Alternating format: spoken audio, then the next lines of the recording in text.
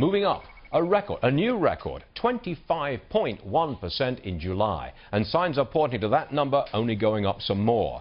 The Greek economy has shrunk 20% since this current recession started in 2008. Youth unemployment has been pushed way above 50%.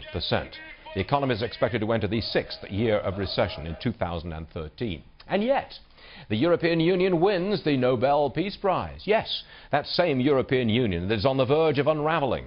There have been violent protests all across Europe because of the economic mess. All rise. Judge Andrew Napolitano is here. This is not strictly a legal issue, and I understand that. It's not a constitutional issue. I got it. Right. But I want your reaction to this. Well, I wonder if anybody really takes it seriously. I mean, the Nobel Peace Prize, which is basically a lot of cash from the estate of various family members. It's the dynamite king, Mr. Alfred Nobel. The original contributor to the assets. There have been other contributors who since have died, given away by officials in Sweden. Norway, excuse me, which is not a member of the EU. Right. For what? They gave it to Yasser Arafat, obviously a mass murderer. They gave it to Barack Obama after he'd been president for 9 months, hadn't done anything to receive it. Now they give it to the European Union, which, as you know, well, it's become a joke, is on the verge of collapse. It is a joke. It is a joke. I don't think the American public will take it seriously. I don't think this is going to be on the front page of Time magazine. If it is, it'll just be because of about 5 editors up the street who like that stuff, not because the public takes it seriously. The whole idea of a Nobel Peace Prize is now discredited.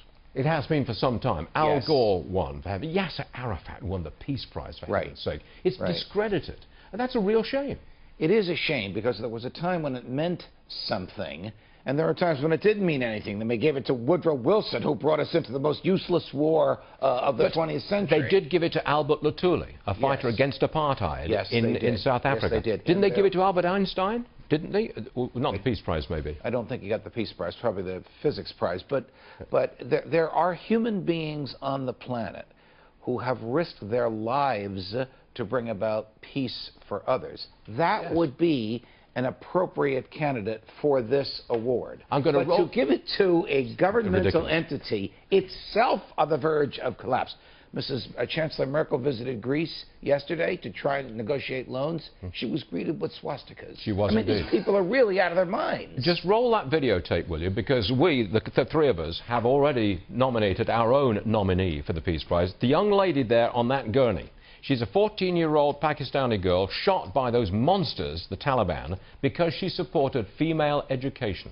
Around her, can you imagine that? She's shot. She's been under threat for a couple of years, but she's had the courage to keep going with her ideas for female education. She should win. Notwithstanding the fact that she lives in a country, the central government of which is too weak and powerless to prevent this type of assault on women and young girls, reprehensible, unacceptable in any part of the world. Airlift that young lady and her family now to the United States of America. I would love to have my taxpayer money paid for that. Bring her here and give her the $1.2 million that goes with the Peace Prize. You think those lefties in Northern Europe would give it to somebody like that? Never. They will not do that. I call them appeasement monkeys. Maybe I'm going a little bit too far. But no, I think you're right on the mark. You called them appeasement weenies, didn't you? Euro weenies. Euro weenies. Yes. Any advance on Euro weenies or appeasement monkeys, Judge? No, I'm not going to go lower than that.